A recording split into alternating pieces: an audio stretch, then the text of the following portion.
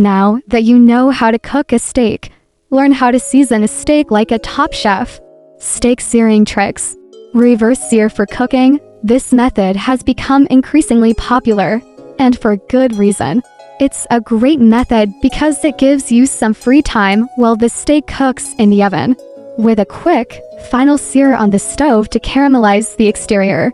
Broil in the oven to finish for a great crust. Sear your meat on the stove top and, to finish, pop under the broiler of your oven quickly to replicate at that steakhouse crust.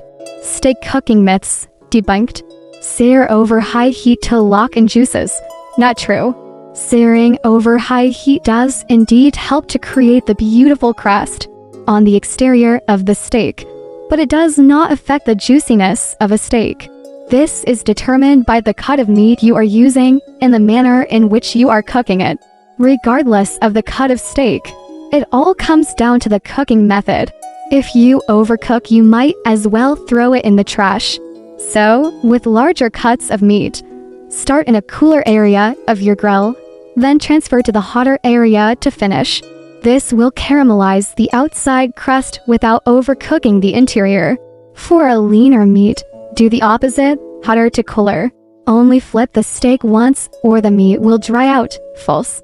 Don't fear the flip. Flipping the meat will not affect whether or not your steak is dry. Again, it's all about the technique. Cooking your steak properly to the desired temperature will result in a juicy steak. Flipping and rotating the steak will allow you to control which part of the steak is getting the most heat.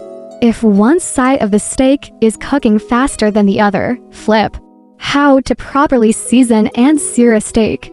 This step is crucial to ensuring you develop a great crust when searing your steak. Diamond Crystal Kosher Salt is the best, in my opinion, because of the size of the salt granules. It allows you to season your steak appropriately without fear of it becoming too salty. Always use freshly cracked pepper to get the most flavor from your peppercorns.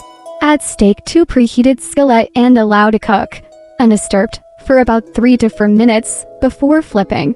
After about 3 to 4 minutes, the steak should be deeply caramelized and ready to flip.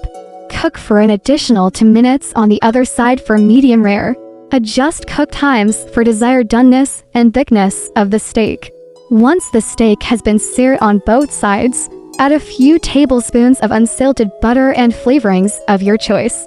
Once the butter has melted, baste steak with butter and seasonings for about a minute.